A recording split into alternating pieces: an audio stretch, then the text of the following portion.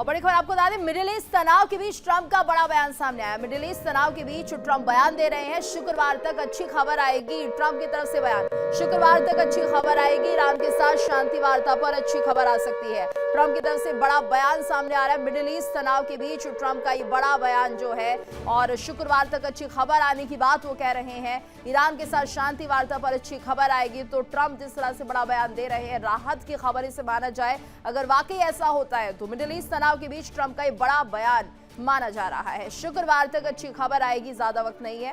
और ऐसे में ईरान के साथ शांति वार्ता पर अच्छी खबर आने की बात अगर ट्रंप कर रहे हैं तो ये माना जाए कि यहाँ पर ट्रंप की तरफ से कुछ ऐसे पॉइंट्स हैं वार्ता को लेकर जो साफ और स्पष्ट होते हुए दिखाई देंगे, और यहाँ पर समझौता हो सकता है, जैसा कि ट्रंप कह रहे हैं कि बहुत अच्छी खबर आ सकती है।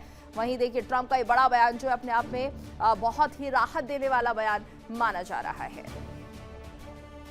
और ईरान ने पाकिस्तान पर बड़ा आरोप लगाया। बड़ी खबर आ रही है, ईरान ने पाकिस्तान पर बड़ा आरोप लगा दिया है। पाकिस्तान पर डबल गेम खेलने का आरोप लगाया है। पाकिस्तान ने अमेरिकी मांगों को आगे बढ़ाया है। हमारे प्रस्तावों को नजरअंदाज किया गया, बातचीत को मीडिया में गलत तरीके से पेश करने का आरोप लगाया गया है। पाकिस्तान पर डबल गेम खेलने का आरोप लगाया ईरान ने पाकिस्तान पर यह आरोप लगाया, और पाकिस्तान पर डबल गेम खेलने का आरोप यहां पर ईरान लगा रहा है। ऐसे में उन्होंने कहा कि हमारे प्रस्तावों को नजरअंदाज किया गया, यानी जो प्रस्ताव ईरान ने दिए उन्हें पाकिस्तान ने नजरअंदाज कर दिया। बातचीत को मीडिया में गलत तरीके से पेश करने का आरोप भी यहां पर ईरान लगा रहा है। यानी पाकिस्तान ने यहां पर जो भूमिका निभाई थी मध्यस्थ होने की, उसमें वो फेल होता हुआ दिखाई दिया। जो बातचीत थी उसे मीडिया में गलत तरीके से पेश किया गया है, ये ईरान का दावा है। और सीधे तौर पर पाकिस्तान के लिए कह दिया है कि पाकिस्तान डबल गेम खेलता है। अमेरिकी मांगों को आगे बढ़ाया है पाकिस्तान की तरफ से। ईरान ये कह रहा पक्षपातपूर्ण रवैया रहा, और जो हमारे प्रस्ताव थे, यानी जो प्रस्ताव ईरान ने दिए थे, उन्हें नजरअंदाज कर दिया गया। तो बातचीत को मीडिया में भी गलत तरीके से पेश करने का आरोप ईरान पाकिस्तान पर लगा रहा है।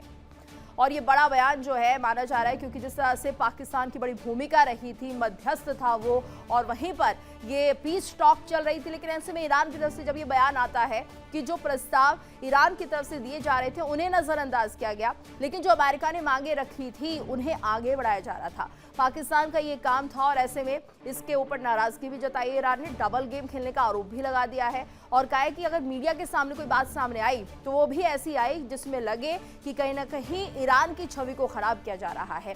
और ऐसी ही उम्मीद सभी को लग भी रही थी कि पाकिस्तान में वार्ता होती है तो कुछ ऐसा ही होगा। ईरान ने इसकी पुष्टि कर दी है। इसी पर चर्चा करेंगे, हमारे साथ मेहमानों का खास पैनल भी जुड़ चुका है। हमारे साथ रिटायर्ड कर्नल दिनेश शर्मा जी जुड़े हुए हैं, विदेश मामलों के जानकार डॉक्टर अजिताभ सिंह जी जुड़े हुए हैं, डॉक्टर डीके गुप्ता जी जुड़े हैं, विदेश मामलों के जानकार हैं। आप सभी का बहुत बहुत स्वागत है। तो कर्नल दिनेश जी, आपसे ही हम समझना चाहेंगे, मेरी सहयोगी मोनिका भी मेरे साथ बनी हुई है, पहले अपडेट मोनिका से ले लेते हैं। मोनिका, देखिए जिस तरह से ये बयान सामने आ रहा है, पाकिस्तान को लेकर पहले ही ये चर्चा थी कि पाकिस्तान अमेरिका का साथ देगा, वही पक्षपातपूर्ण रवैया अपनाएगा, और शायद यही वजह है जिसके चलते पाकिस्तान सही जगह नहीं थी। लेकिन ईरान ने इस बात को पुख्ता कर दिया है। बिल्कुल गीतू, और इतना ही नहीं, अमेरिका में भी इस तरह की जो हलचल है वो लगातार तेज है कि पाकिस्तान यहाँ पर ईरान को सपोर्ट कर रहा है, ईरान की बातों को आगे रख रहा है। दूसरी तरफ ईरान को भी विश्वास नहीं है पाकिस्तान पर, और ये कहना है कि कहीं ना कहीं इंक्लिनेशन जो है वो पाकिस्तान का ज्यादा ईरान की तरफ है। ऐसे में माफ कीजिएगा, अमेरिका की तरफ है। ऐसे में मध्यस्थता कर पाना, या फिर कहें कि पाकिस्तान न कितना ज्यादा, अगर हम देखें, न्यूट्रल रहने वाला है, ये कहीं ना कहीं बहुत बड़ा सवाल हो जाता है। पाकिस्तान की मंशा पर सबको पहले से ही शक है।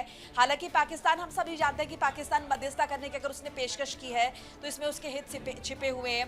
वो कहीं ना कहीं चाह रहा था कि जिस तरीके से उसकी इमेज खराब है अंतर्राष्ट्रीय पटल पर, वो इमेज कहीं ना कहीं सुधरे। और मोनिका, अब ये छवि और ज्यादा खराब हो गई है, अब डबल गेम का आरोप लग रहा है। हमारे साथ एक और मेहमान डॉक्टर डीके गुप्ता जी भी जुड़ गए हैं। डीके गुप्ता जी, आपका बहुत बहुत स्वागत है इंडिया डेली पर। कर्नल दिनेश, तो जिस तरह से ये डबल गेम वाला आरोप लगा दिया है ईरान ने पाकिस्तान के ऊपर, पहले ही ऐसी उम्मीद थी, अब दूसरे दौर की वार्ता भी वहीं होनी है, तो क्या माना जाए? पहले मैडम ऐसा है कि उम्मीद नहीं थी पाकिस्तान के ऊपर, लोगों का विश्वास था कि ये डबल गेम खेलेगा। पाकिस्तान के हमेशा से करनी और कथनी के अंदर जो है काफी अंतर रह जाता, वो उसे किसी प्रकार का चिंता या खुशी नहीं है कि ये डील हो या ना हो। उसे अपनी ब्रोकरेज से, जैसे वो दलाल होते हैं ना, कि चाहे आपका प्रॉपर्टी बिके या ना बिके, उसे अपनी कमीशन से मतलब होता है। और पाकिस्तान का आप क्या बातें आज कर रहे हैं, अमेरिका को तो पाकिस्तान का इतिहास देखना चाहिए था, जिस प्रकार से उन्होंने डबल गेम अफगानिस्तान के अंदर खेला और वहां के मोस्ट वांटेड टेररिस्ट को जो है अपने एबटाबाद के अंदर रहा। तो ये जग जाहिर था और इसीलिए डे वन से जो है लोगों को विश्वास नहीं था कि ये जो पाकिस्तान मध्यस्थता कर रहा है, इस मध्यस्थता का कहीं भी जो है कंक्लूसिव रिजल्ट नहीं निकलेगा। और इसके साथ साथ चलिए अभी ईरान की तरफ से जो आरोप लगाए गए हैं, अरे मैडम, अमेरिका की फॉक्स न्यूज ने तो 3-4 दिन पहले जो है एक पूरी डिटेल इंफॉर्मेशन जो है, डिटेल न्यूज जो है जी। उनके थिंक टैंक ने बनाकर जो है डोनाल्ड ट्रंप साहब को आगाह किया था कि पाकिस्तान जो है आपको लेट डाउन करेगा। और ये देख लीजिए, बड़ी बेइज्जती के साथ जो है अमेरिका के लिए ये बहुत ही एक शर्मनाक घटना होगी। और दूसरा देखिए, मैं मानता हूं कि अमेरिकन जो हैं, जो अमेरिका का थिंक टैंक है, वो चाहे उनको मालूम होगा कि पाकिस्तान की किस प्रकार की जो है हिस्ट्री रही है और अभी वो किस जी। प्रकार से काम कर रहा है, लेकिन डोनाल्ड ट्रंप साहब एक ऐसे व्यक्ति हैं कि जो उनकी चापलूसी करता है वो व्यक्ति जो है उनका सबसे ज्यादा लॉयल बन जाता है। जब से मुनीर और शहबाज उसकी चापलूसी कर रहे हैं कि उसको नोबेल पीस प्राइज के लिए रिकमेंड कर रहे हैं, उसके परिवार के लिए क्रिप्टो करेंसी का इंडस्ट्री खोल रहे हैं, अपने जो है रेयर अर्थ बिल्कुल, यानी मटेरियल ट्रंप उनको यहाँ ऑफर कर। पर सर निजी हित भी देख रहे हैं और यही वजह रही है जिसके चलते यहाँ पर पाकिस्तान का चयन जो हुआ, उन्हें लगा कि हमारी बात ज्यादा रखी जाएगी। डॉक्टर अजिताभ सिंह जी, तो ऐसे में क्या माना जाए, दूसरे दौर की वार्ता जब होगी, हालांकि ईरान ने अपना रुख साफ कर दिया है कि डबल गेम पाकिस्तान खेलता है और हमारी बात रखी नहीं जा रही है, अमेरिका का साथ दिया जा रहा है, तो second round of peace talk को लेकर क्या कुछ कहेंगे? क्या ये भी ऐसे ही रहने वाली है या इसमें कुछ उम्मीदें दिखाई देंगी? देखिए गीतू जी, ट्रंप तो बहुत बड़ा क्लेम कर रहे हैं कि फ्राइडे तक कुछ होगा ऐसी ही, और हम एज ग्लोबल सिटीजन हम तो यही चाहेंगे कि दुनिया को जो जो जिस त्रासदी से गुजरना पड़ रहा है उसका जल्दी से जल्दी निपटारा हो। बट ऐसा आसान तो है नहीं। वो देख रहे हैं पिछले 55 दिन हो गए और क्या नजारा है वो हम सब देख रहे हैं। इसमें ट्रंप की तो ऑफ कोर्स शुरू से चाहत रही है, उनको एक यस मैन चाहिए था और पाकिस्तान से बढ़िया उनको यस मैन तो कोई मिलता ही नहीं। वो पूरी तरह से जानते हैं कि पाकिस्तान पे कितना भरोसा किया जा सकता है, और पाकिस्तान को भी इसी बहाने ट्रंप बहुत ही चालू हैं, किसी बहाने पाकिस्तान को भी उन्होंने लपेट लिया है। और देखिएगा कि पाकिस्तान का क्या हश्र होगा, जो पहले भी होता रहा है। हाईएस्ट लेवल पे पाकिस्तान के प्राइम मिनिस्टर और पाकिस्तान के सो कॉल्ड फील्ड मार्शल के लेवल पे ये क्रेडिबिलिटी एक क्वेश्चन मार्क होता है। तो इससे पाकिस्तान की अब दूसरे राउंड की बातचीत है, पहले बातचीत तो हो। बातचीत के लिए अभी मुद्दे जो हैं, मुद्दों की तो बात ही नहीं हो। मुद्दे से पहले जो ये ब्लॉकेड है हॉर्मुज का, उस पे मामला आके अटक गया है। ये हॉर्मुज कहीं था नहीं पहले, जो इस बार हॉर्मुज को ट्रंप ने एक तरह से गिफ्ट कर दिया है ईरान को। और अब ईरान उस गिफ्ट को इतनी आसानी से छोड़ेगा नहीं, उसको तो दिखा के और ट्रंप को परेशान कर रहा है और आगे भी करता रहेगा, क्योंकि उसकी सबसे बड़ी ये सौगात जो ट्रंप ने दी है हॉर्मुज के नाम पे, इसको आसानी से छोड़ने वाला नहीं है। वो जानता है ईरान की अगर हमने हॉर्मुज को छोड़ दिया तो फिर हम कहीं के नहीं रहेंगे। एकमात्र उनका, आप समझ लीजिए आज के दौर में सबसे बड़ा उनका हथियार ये है। बिल्कुल, और इसी के इर्द गिर्द मुझे लग रहा है कि सर अब बातचीत जो है वो घूमती हुई नजर आएगी। डॉक्टर डी के गुप्ता जी, बहुत उम्मीदें थी कि सेकंड राउंड ऑफ टॉक बहुत अच्छा रहने वाला है, लेकिन अब जिस तरह से न्यूक्लियर प्रोजेक्ट को लेकर चर्चा हो रही थी, वो तो मुझे लग रहा है सेकंड कंसर्न हो गया है। फर्स्ट प्रायोरिटी पे आ गया हॉर्मुज, और हॉर्मुज के लिए ईरान ये कह रहा है कि जब तक आप नाकाबंदी नहीं खत्म करते, यानी कि अगर यूएस की नाकाबंदी खत्म नहीं होती है तो हम भी हॉर्मुज को क्लियर नहीं करेंगे। बहुत बड़ी चुनौती है इस वक्त, कैसे डील होगी ये?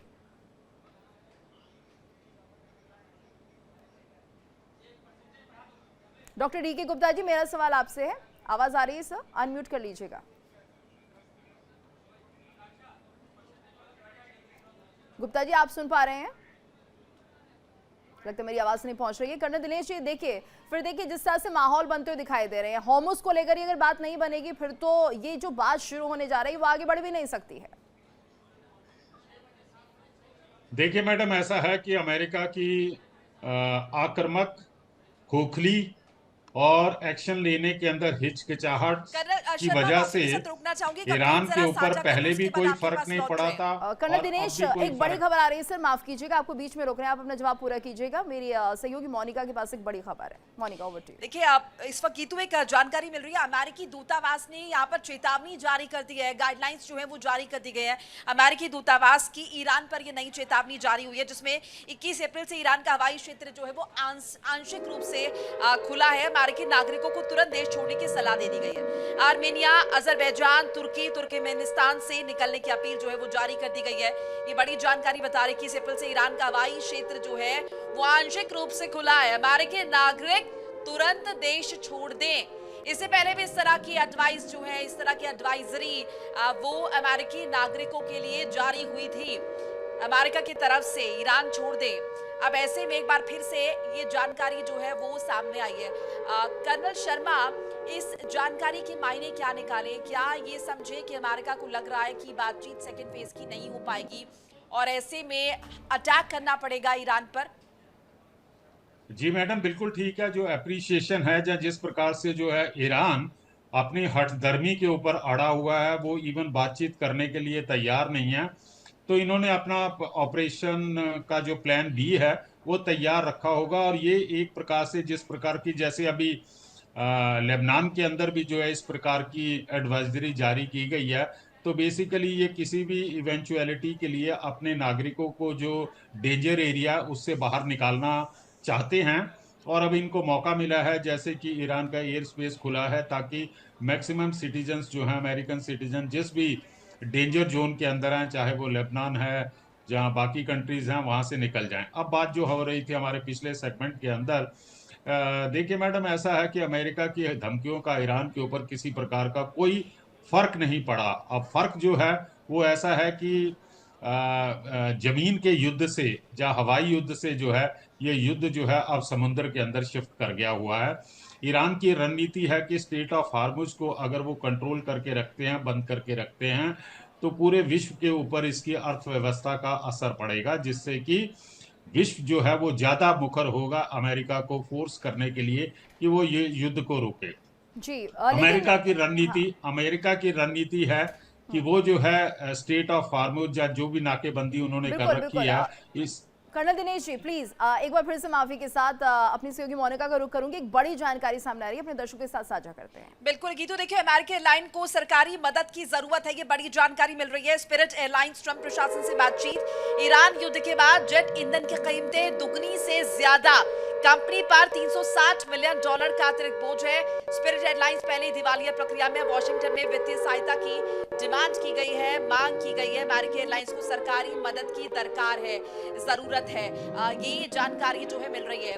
अजिताभ जी, यानी कि कहीं ना कहीं इसके ये मायने निकाले कि ऐसा नहीं है ये जो महंगाई बढ़ रही है या फिर जो हम देख रहे हैं मिडिल ईस्ट में, पश्चिम एशिया में जिस तरह की स्थिति है, इसका इम्पैक्ट अमेरिका पर नहीं पड़ा है, वो इम्पैक्ट पड़ा और वो नजर भी आ रहा है।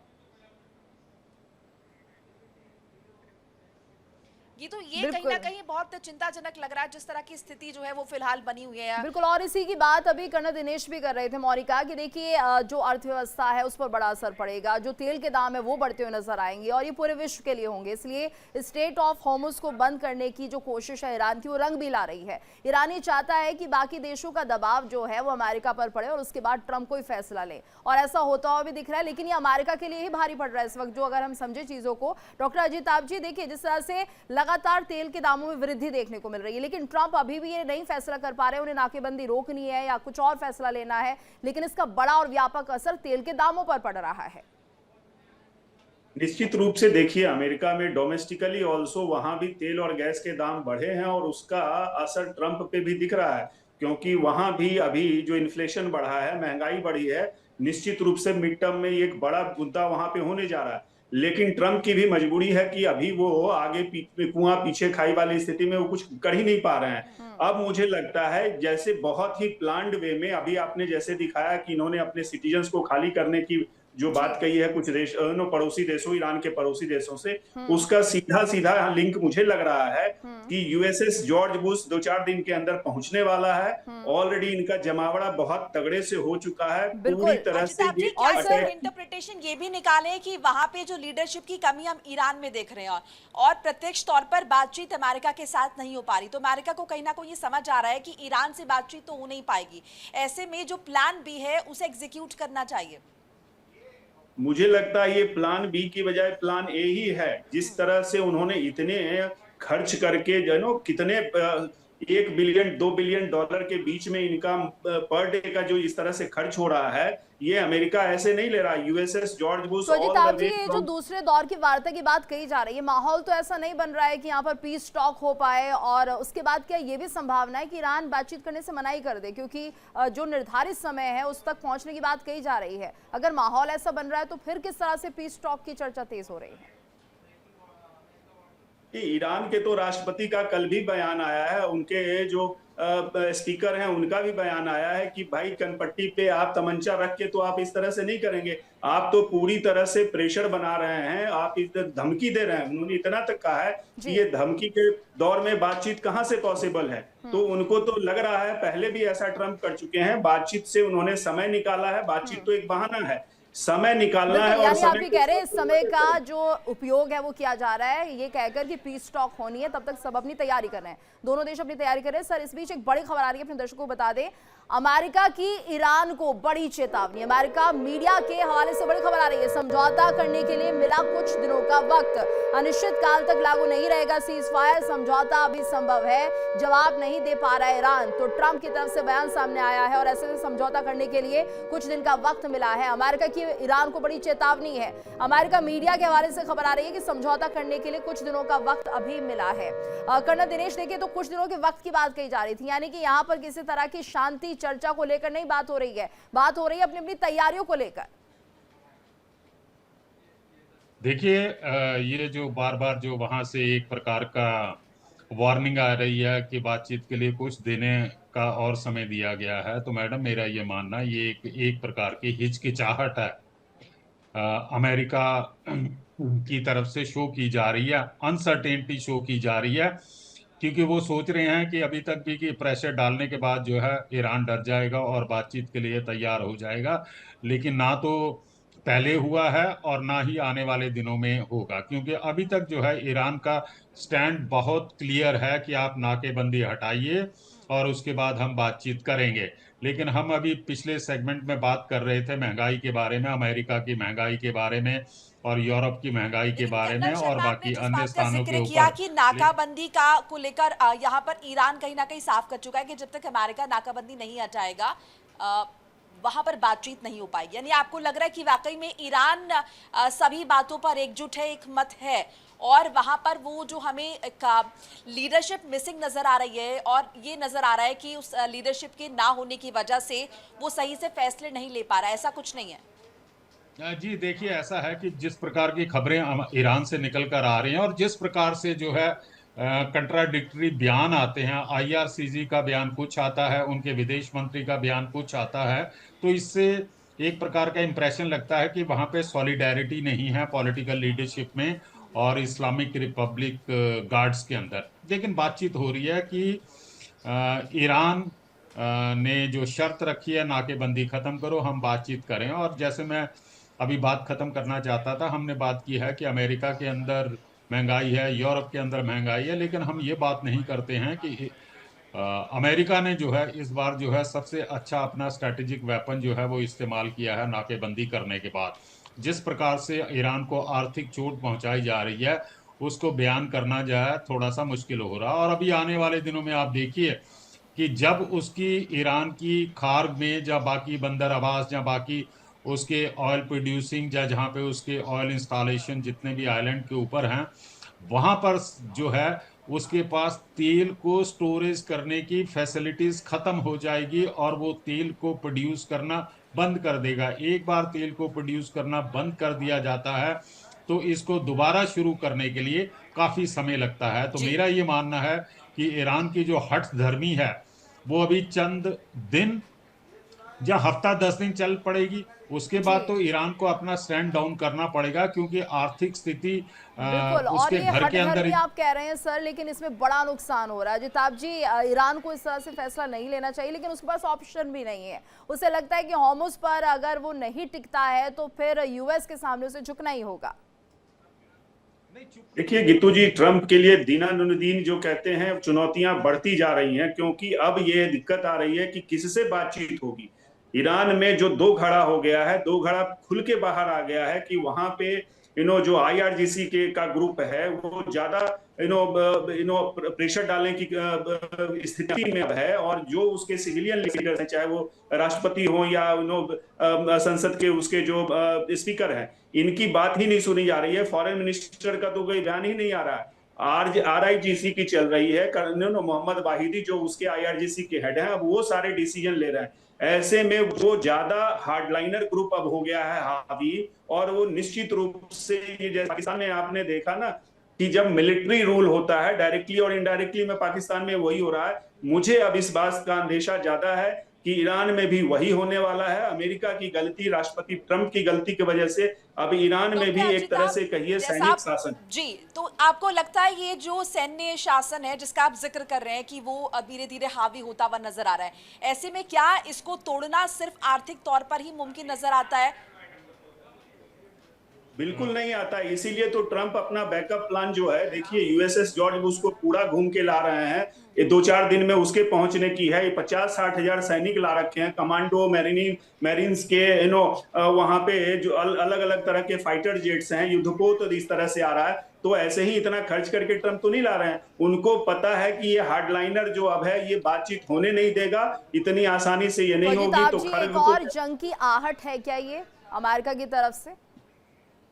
बिल्कुल मुझे लग रहा है ये दूसरी जंग जो इसका जो अभी ब्रेक जो बीच में पॉज हुआ था, सीज फायर कह लीजिए, अब फिर से फायर की पूरी तैयारी है। और इस बार ज्यादा डिवास्टेटिंग होगी ईरान के लिए, क्योंकि वो ऑलरेडी बहुत सारी स्थिति में उसकी नेवी खत्म है, उसका एयर स्पेस ब्लॉक किया गया है, उसकी एयरफोर्स खत्म है। तो वो लड़ेंगे किस बात से? छोटे छोटे नौकाओं से आप कुछ तो डैमेज कर लेंगे, लेकिन कितने दिन आप टिकेंगे? तो निश्चित रूप से अमेरिका का प्लान भी रेडी है और ये अटैक की मुद्रा में आ गए हैं, क्योंकि बातचीत अब संभव नहीं लग रही है। आईआरजीसी जिस तरह से अड़ा हुआ है उसमें अब वहां सिविलियन लीडर्स पीछे हो रहे हैं, नेपथ्य में जा रहे हैं, और सेना जो है आईआरजीसी वहां पे कमांड में आ गई है। सेना को तो लड़ना होता है, सेना तो लड़ने के लिए, वो कर्नल थोड़ी शर्मा, बातचीत के डॉक्टर अजीत, आप जिस बात का जिक्र कर रहे हैं कि अमेरिका पूरे तरीके से तैयार है युद्ध के लिए, ये तो ईरान की तरफ से भी कहा जा रहा है। ईरान ने भी तो कहा कि हमें तो सीज फायर नहीं चाहिए था। ये सीज फायर तो अमेरिका ने अपने लिए लगाया है ताकि वो अपनी तैयारियां कर सके, दुनिया को बेवकूफ बनाया है। हमें सीज फायर की दरकार नहीं। ऐसे में कहीं ना कहीं ईरान की तरफ से मैसेज तो कन्वेड नजर आ रहा है कि हम भी युद्ध के लिए तैयार है, उसी मोड में। और जैसे वहां पर ये अगर हम देखें प्रदर्शित कर रहे हैं, अपनी मिसाइल्स निकाल रहे हैं और रैलियां निकाल रहे हैं। लेकिन कितनी तैयारी ये मानी जाए कर्नल शर्मा, क्या ईरान वाकई टिक पाएगा अमेरिका के सामने इन तैयारियों के साथ जो हालात इस वक्त ईरान के साथ है? देखिए मैडम, जो बातचीत हो रही थी, हमारे डॉक्टर साहब कह रहे थे कि इतना पैसा खर्च करने के बाद जो है अमेरिका उनका शिप लेके आ रहे हैं यूएसएस जॉर्ज, और इतना पैसा उसके ऊपर खर्च कर रहे हैं। देखिए मैडम, ऐसा है कि मिलिट्री वॉरफेयर के अंदर अल्टीमेटली जो है आपको अपना टारगेट जो है, जहां आपको अपना एम अचीव करना होता है, और आप उस समय जो है किसी प्रकार की कोलैटरल डैमेजेस, जहां इकोनॉमिक खर्चे की परवाह नहीं करते हैं। मैं मानता हूं कि हर एक देश जो है अपनी देश की इज्जत और अपने कर्नल शर्मा, रक्षा बस करने इसमें के एक लिए छोटा हर सा प्रकार पॉइंट मैं की। ऐड ऑन करना चाहूंगी जो आप जिसका जिक्र कर रहे हैं। डोनाल्ड ट्रंप की तरफ से ये भी कहा गया कि सैलरीज नहीं मिल रही हैं आईआरजीसी के लड़ाकों को। सो ऐसे में क्या ये भी एक रीजन है, और ये रीजन कितना इम्पैक्ट डालेगा आईआरजीसी पर, जिस तरीके से वो बात कर रहा है कि तैयार तो पूरी तरीके से हम और लड़ने के लिए, युद्ध के लिए? देखिए मैडम, ऐसा है कि सरकारी मीडिया के ऊपर आप फतेह बन और बाकी अपनी मिसाइलें देख के लोगों को 2 मिनट के लिए जो है आप उन्हें हर्ष और उल्लास के सागर में डुबो सकते हैं। लेकिन जिस प्रकार से इसके ऊपर आर्थिक प्रतिबंध लगाया हुआ, नाकेबंदी करके अमेरिका ने, आप देख लीजिए। दोबारा हम इस टॉपिक के ऊपर डिबेट कर लेंगे। आप देख लेना 10 दिन के बाद जो है क्या इसकी रिपरकेशन होती है। जैसे कहते हैं अपने भारतवर्ष में कि भूखे पेट तो भजन भी नहीं होता। ये सारी जो है देशभक्ति और ये सब तब तक जो है ये कायम रहती है जब तक कि आपको बेसिक आपकी रिक्वायरमेंट जो है भोजन और पानी और कपड़ा मिल रहा है। जिस दिन ये मिलना बंद हो जाएगा, हो सकता है कि 24 घंटे या 72 घंटे तक जो है व्यक्ति जो है इसको बर्दाश्त कर लेगा, लेकिन जो सिविलियन बिल्कुल। पॉपुलेशन और है। ऐसे में अजिताभ जी से भी एक रिएक्शन ले लेते हैं। अजिताभ जी, क्या फिर हालात बनते हुए दिख रहे हैं? जंग होगी या फिर कोई समझौता होगा? देखिए, 55 दिनों में अमेरिका ने अपने बहुत सारे जो गैप्स थे उसको फिल कर दिया है। फंडिंग हॉर्मुज में जो ब्लॉकेज अमेरिका ने जो लागू किया है कि ईरानियन पोर्ट से उसके बंदरगाह से किसी को नहीं जाने देंगे, उसका सबसे बड़ा है कि जो फंडिंग जारी थी कंटिन्यूअस, ये रिकॉर्ड कहता है कि ईरान तो चीन को तेल बेच रहा था और चीन के युआन पेट्रो युआन से वो अपनी फंडिंग कर रहा था। अब वहां आर्मी को ये पैसा भी अब सैलरी के जब लाले पड़ेंगे ना, तो आर्मी कितनी लड़ाई करेगी वो आप देख लीजिए। बिल्कुल, तो अमेरिका ने ईरान उतनी मजबूत कंडीशन में नहीं रहेगा। हालांकि अमेरिका की भी हालत अब बहुत अच्छी नहीं है, लेकिन हाँ, ईरान पर जरूर भारी पड़ता हुआ दिखाई देगा अमेरिका, यही कहा जा सकता है। धन्यवाद करना चाहेंगे आप सभी का हमारे साथ इस चर्चा में जुड़ने के लिए। और इसी के साथ हमारी इस खास पेशकश में इतना ही। रुकेंगे एक छोटे से ब्रेक के लिए, लेकिन इंडिया डेली अब आपके स्मार्ट टीवी पर भी मौजूद है। देखिए इंडिया डेली 24/7 अब आपके स्मार्ट टीवी पर। इंडिया डेली मौजूद है सभी डिजिटल प्लेटफॉर्म पर लाइव और लगातार। इंडिया डेली 24/7 हर दिन राष्ट्र को समर्पित।